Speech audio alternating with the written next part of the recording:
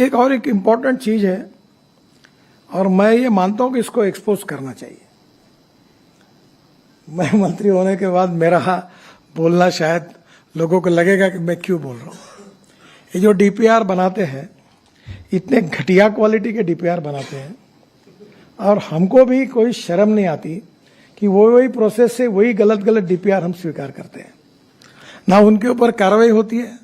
State government में भी यही होता है, सेंट्रल गवर्नमेंट में भी यही होता है और डीपीआर वालों को कभी जिम्मेदार पकड़ा नहीं जाता। मुझे तो कभी कभी ऐसा लगता है कि सबको मिलाकर इनके ऊपर ही एफआईआर डालनी चाहिए, क्योंकि जब लोगों के मन में इसके प्रति ये जो एक उनकी गलती कितने लोगों की जान जाती है, इसका कोई ना कोई विचार करेगा कि नहीं करेगा। मैं भुगत भुगी मेरा एक्सीडेंट हुआ था, मैं लीडर ऑफ ऑपरेशन था महाराष्ट्र में। तब एक पेड़ पे जा red light car, police protection, siren car, 10, 12, 15 कारों का कैनवा होते हुए मैं एक पेड़ के ऊपर गया। पूरी गाड़ी पेड़ के कारण ट्रक के अंदर घुस गई और वो टायर के कारण बच गया, नहीं तो पूरे कट जाते थे। मेरी पत्नी थी, बच्चे थे, सब एक्सीडेंट हुआ पड़ा। कारण क्या? तो पेड़ रास्ते में आता है, उसको तोड़ने के लिए कलेक्टर को परमिशन मांगकर 3 साल हुए पर परमिशन नहीं मिली। फिर ड्राइवर को कैटरेक्ट निकला। फिर मैंने जब जांच की मेरे पीडब्ल्यू डिपार्टमेंट में, तो 40% ड्राइवर कैटरेक्ट वाले निकले। फिर एक मुख्यमंत्री का गाड़ी का ड्राइवर अनेक सालों से गाड़ी चला रहा था, वो अंधा निकला। फिर एक केंद्रीय मंत्री का ड्राइवर, उसकी एक आंख गई थी। यानी हमारे देश में मेरे समझ में नहीं आता कि इतने सीरियस इश्यू पर कितनी उदासीनता है, और ये मेरे बोलना लोगों के सामने मुझे अच्छा नहीं लगता।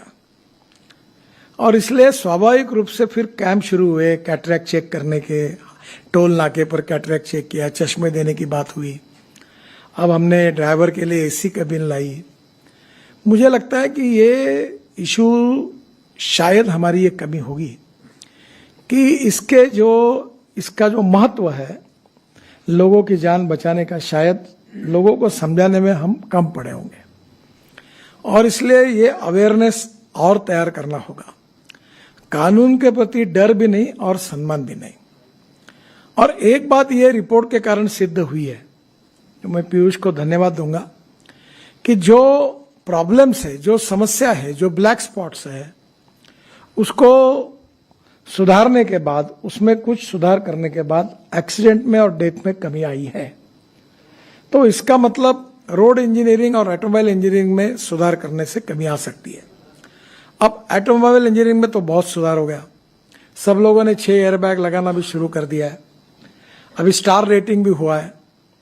तो नेचुरली ऑटोमोबाइल इंजीनियरिंग में जो रोड सेफ्टी के लिए और हमारे लोगों की जान सुरक्षा के लिए वो हो गया है, और अगर कोई सुझाव आएगा तो करेंगे। ट्रक और बसेस में भी बस का कोड था। कोई भी हाथोड़ा लेके बस में बैठता था और रोड पर बस बॉडी बनाता था। 6 बार 7 बार मैंने उनको टाइम दिया। अभी हमारे यहाँ समृद्धि महामार्ग पर एक बस आई, जल गई, 50 लोग मर गए। उस दिन मैं इतना गुस्सा हो गया, मैंने बोला सेक्रेटरी जी को कि ये खत्म करो इसको। अब प्रॉब्लम यह है कि बसेस में जब अभी ये जो बड़े कंपनी ने बसेस बनाए, अभी मैंने एक स्लीपर कोच बस बेंगलोर में लॉन्च किया था। ये जो ग्लास दिखती है आपको बड़ी, इस प्रकार से वो पूरी ऐसी जो विंडो थी उसमें बड़ी ग्लास है और उसके बाजू में प्लास्टिक की हथौड़ा है। अगर बस गिर गई तो हथौड़े से वो तोड़कर वो बाहर आ सकते हैं। ये भी सुविधा ये अभी बस में नहीं थी। घटिया क्वालिटी कितनी बनाना सस्ता बनाने के लिए, तो उसके कितने लोग मर रहे हैं। और इसलिए अभी हमने बस में भी और कार में पीछे से बेल्ट लगाने के बारे में नियम बनाया। आज सामने वाले बेल्ट के बारे में भी नियम बनाया। काफी लोगों की जान उसके अंदर बच जाती है। और इसलिए मेरा जो सुझाव है कि अब विशेष रूप से जो स्कूल के टीचर है, हेडमास्टर है, इन्होंने आगे आना चाहिए। उनके स्कूल में रोड सेफ्टी की प्रतिज्ञा लेनी चाहिए। बच्चों को पढ़ाना चाहिए, चाहे इसके कितने डेंजरस है, कैसे लाइफ जा रहे हैं, कितने नुकसान हो रहे हैं, इसके बारे में एक लोगों का एजुकेशन, प्रबोधन, प्रशिक्षण, और उसके साथ फिर उसका ट्रेनिंग। तो ये जो जनरेशन तैयार होगी इसका बहुत फायदा होगा। मैं वर्ल्ड बैंक में बंडोपाध्याय जी भी है और पीयूष भी है, तो आप एक करिए कि ऐसे कोई टैलेंटेड लोग जो कार्टून फिल्म बनाते हैं, उस प्रकार के छोटे छोटे बच्चों को कंसंट्रेट करके ऐसी छोटी छोटी फिल्म, छोटे छोटे किताबें तैयार कर सकते क्या, इसके गेम्स बना सकते क्या। मुझे याद है हुंडई कंपनी ने, मैं और शाहरुख खान जी थे, उन्होंने एक ऐसा एक बुक निकाला था। तो ये कंपनियां स्पॉन्सर करेगी और ये इसके बारे में स्कूल में विशेष रूप से 10वीं के पहले तक, प्राथमिक और माध्यमिक, इन स्टूडेंट्स के लिए उनके आईक्यू के हिसाब से इफेक्टिव ट्रेनिंग और कोर्सेस, इसके बारे में हम लोग आगे आए। दूसरी बात इंपॉर्टेंट ये है कि हमारा ये प्रोजेक्ट, ये जो सब्जेक्ट है, ये स्टेट लिस्ट में है। इसमें राज्य सरकार का भी सहयोग चाहिए और भारत सरकार का भी सहयोग चाहिए। तो स्वाभाविक रूप से जो हमारा पुलिस डिपार्टमेंट है, जो ट्रांसपोर्ट डिपार्टमेंट है, ये इसके लिए सुमोटो कुछ इनिशिएटिव ले। अभी ड्राइविंग लाइसेंस के बारे में हमने काफी चिंता की, ई गवर्नेंस लाया, 16-17 सुझाव उसमें लाए, काफी बदलाव किया कि करप्शन को भी कम करें और विशेष रूप से रोड सेफ्टी के लिए भी सर्वोच्च प्राथमिकता दें। इसका इम्प्लीमेंटेशन स्टेट लेवल पर भी अगर अच्छी तरीके से होता है तो उसका भी फायदा होगा।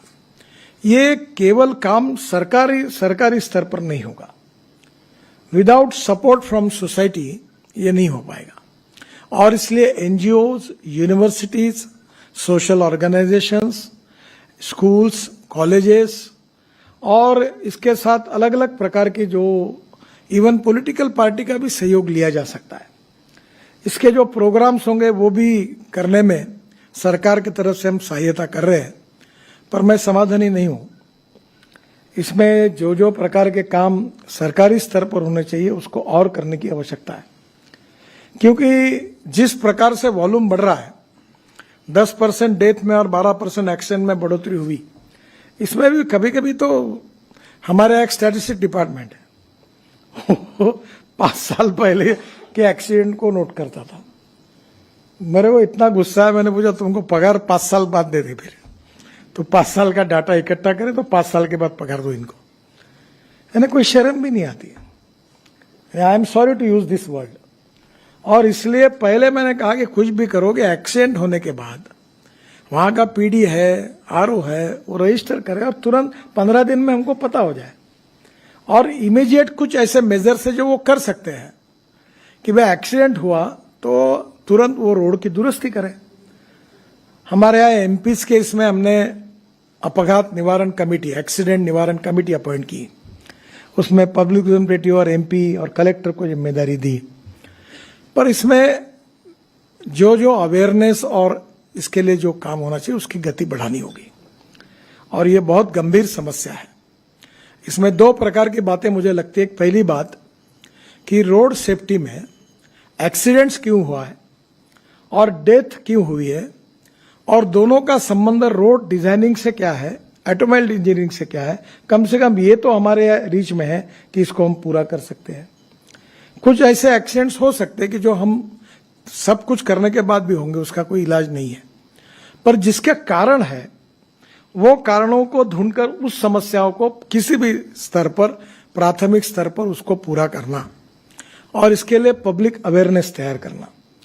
हमारे यहाँ नागपुर में एक अच्छा प्रोजेक्ट चला, मुझे नहीं लगता था उसको सक्सेस मिलेगा, कि उन्होंने क्या किया, जो रूल्स ऑफ द रोड का पालन करते उनको बोनस पॉइंट मिलने लगे, और वो बोनस पॉइंट के आधार पर कोई पिज्जा हट में उसको कंसेशन मिलने लगा, कोई रेस्टोरेंट में मिलने लगा, कोई मॉल में मिलना पड़ा, तो उसके कारण लाखों लोग अब उसका एडवांटेज लेने लगे। तो एक प्रिंसिपल और फिलॉसफी ऐसी है कि अच्छे काम करने वालों को अवार्ड और बुरे काम करने वालों को सजा। तो नेचुरली ये अवार्ड मिलने लगे, उसके कारण भी कानून के प्रति उसका पालन करना चाहिए, इसका एक अच्छा रिस्पांस मिला। तो मुझे लगता है कि कुछ शहरों में भी एक्सीडेंट की संख्या ज्यादा है, कुछ जगह डेड एंड्स हैं, कुछ जगह रोड के बीच में लोग क्रॉस करते हैं, वहां एक सोलर लाइट का छोटा छोटा लाइट भी लगा दिया तो भी लोग अवेयर हो सकते, वो भी नहीं है। और इसका कारण जो है वो आम अधिकारियों में और जनता में भी जितनी संवेदनशीलता चाहिए उसकी और ज्यादा निर्माण करने की आवश्यकता है।